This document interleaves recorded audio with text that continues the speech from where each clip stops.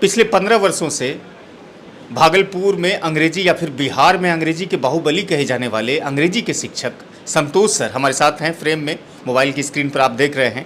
इनका भागलपुर में ही एक एकलव्य कोचिंग संस्थान चलता है जो कि 11वीं और 12वीं के छात्रों को अंग्रेजी की शिक्षा देते हैं और साथ ही साथ इंडियन नेवी इन सब की भी बच्चों को तैयारी करवाते हैं। 15 वर्षों की इस यात्रा में संतोष सर ने कहाँ कुछ खोया है, क्या कुछ पाया है, इन सब चर्चाओं को हम आज समेटने की कोशिश करेंगे। सर आपका स्वागत है सिटीजन टाइम्स में, पहली मर्तबा आप आए हैं। Thank you sir.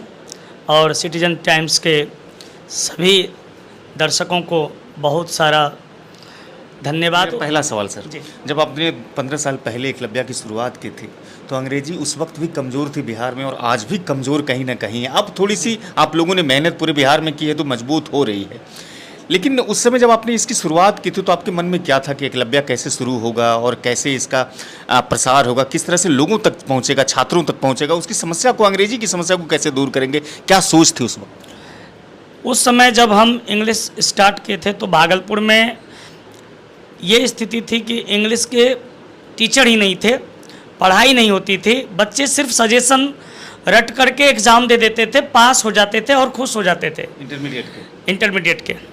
तो अब ये स्थिति थी कि भाई बच्चों को कोई भी कॉन्सेप्ट नहीं मिलता था, बच्चे पास तो हो जाते थे सजेशन से, उन्हें पूरा नॉलेज नहीं मिलता था, ग्रामर के बारे में कुछ भी ज्ञान नहीं होता था।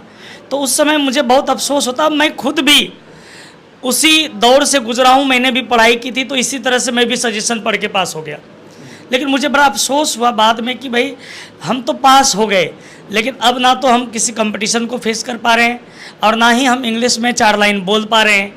तो फिर हमने जब अपनी तैयारी मजबूत की और हमें इंग्लिश में बहुत अच्छा डेप्थ हुआ, हमने बहुत कुछ सीखा, तो हमें लगा कि नहीं, बच्चों को भी अब हम इससे जोड़ें और उसे एक अच्छी शिक्षा प्राप्त करने के लिए प्रेरित करें ताकि वो आगे कंपटीशन में बेस्ट कर सके। तो उन बच्चों ने हम पर विश्वास किया। 6 बच्चों से मैंने अपनी यात्रा शुरू की थी और आज 6000 से ज़्यादा बच्चे तो हमारे पास ऑफलाइन में पढ़ने आते हैं और ऑनलाइन की संख्या तो अलग ही है। अच्छा, जब आपने इसकी शुरुआत की थी तो उस वक्त ख़ास तौर से किस तरह की समस्याओं को आपको झेलना पड़ा था? शुरुआती तौर में कहते हैं बहुत सारी समस्याएं रहती है, किस तरह की समस्या झेलते थे? बहुत अधिक समस्याएं होती थी। बैच बनता नहीं था, बैठे रहते थे, कोई स्टूडेंट नहीं आता था। अगर 4 बच्चे आ गए आज तो कल फरार। अंग्रेजी के प्रति इतने लापरवाह थे छात्र, बहुत लापरवाह। बड़ा अफसोस होता था, निराश भी हो जाते थे, सोचते थे छोड़ देते हैं इस क्षेत्र को, हम भी कुछ दूसरा करते हैं, बहुत सारे काम हैं, हम तो दूसरा काम करते हैं, छोड़ देते हैं, नहीं होगा, यहाँ पे बच्चे समझेंगे ही नहीं बात को। तो एक टीचर के लिए तो स्टूडेंट ही सबसे बड़ी ताकत होती है और स्टूडेंट सामने ना हो तो फिर हम किसको पढ़ाएंगे, बहुत प्रॉब्लम होता था। लेकिन 1 साल 6 बच्चों को लेकर के हम बहुत संघर्ष किए, लेकिन अगले साल वही 6 बच्चे इतना ज़्यादा हमारे इस कार्यक्रम को प्रेरित किए कि हमारे पास लगभग अगले ही वर्ष 150 से ज़्यादा बच्चे आ गए। कितने वर्षों में आपको विश्वास जगा कि नहीं ये एकलव्य चलेगा और लोगों तक पहुंचेगा? लगभग 4 वर्ष जो है हमको लग गए सिर्फ एकलव्य को इस लायक बनाने में कि भाई ये इंस्टीट्यूट चल सकता है। अच्छा, एक शिक्षक होने के नाते, अंग्रेजी के शिक्षक होने के नाते बिहार में अभी अंग्रेजी पर और कितना काम करने की आवश्यकता है? अभी अंग्रेजी के लिए बिहार में बहुत काम की आवश्यकता है, क्योंकि अभी भी बच्चे अगर पास हो रहे हैं, ग्रामर सीख रहे हैं, माहौल स्पोकन का नहीं है। आज भी बच्चे बोल नहीं पाते इंग्लिश। मैक्सिमम बच्चे इंटर ग्रेजुएशन करने के बाद भी अगर आप उससे 5 लाइन इंग्लिश में बात करने की कोशिश करेंगे तो वो जवाब नहीं देंगे। अभी एकलव्य में कुल कितनी बैचें आप चलाते हैं? एकलव्य में अभी लगभग 10 बैचेज हैं। अच्छा सर, आपको पूरे बिहार में अंग्रेजी के बाहुबली कहने लगे हैं लोग, छात्र खास तौर से कहते हैं, ये बाहुबली की संज्ञा कैसे पड़ी?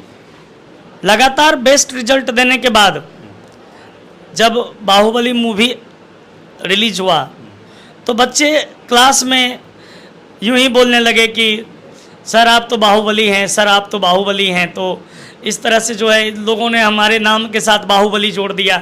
तो फिर हमने कहा चलो इंग्लिश का बाहुबली, मतलब अंग्रेजी हम अच्छा से सिखा देते हैं, तो मान लेते हैं कि भाई ठीक है, तुम जो कह रहे हो हम सही हैं।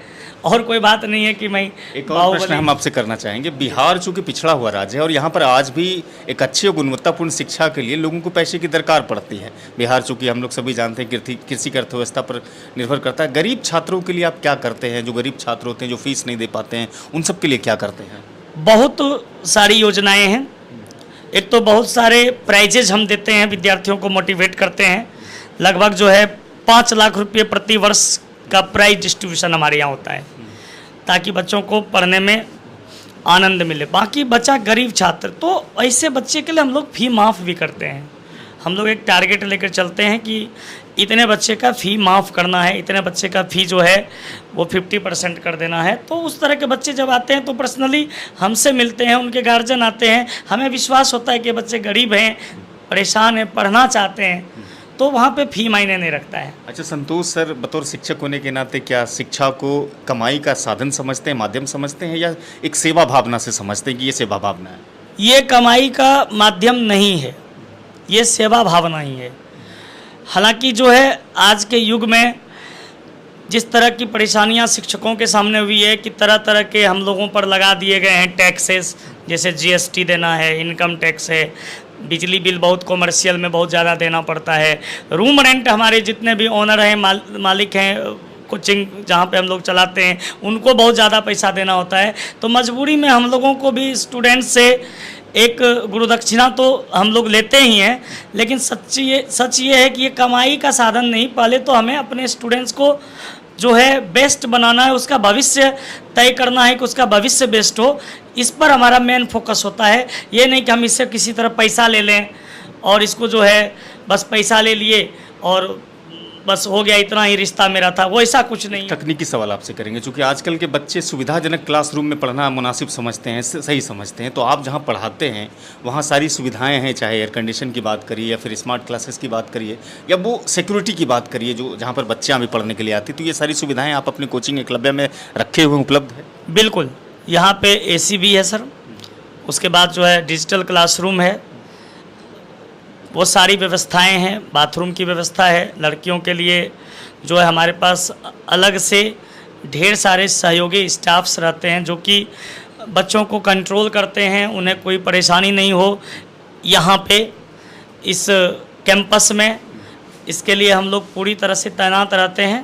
सिक्योरिटी के माध्यम पर, सिक्योरिटी की बात अगर सोचें तो बच्चों को यहाँ पे हम फुल सिक्योरिटी देते हैं, उन्हें कोई प्रॉब्लम नहीं, पूरी सुविधाएं हैं।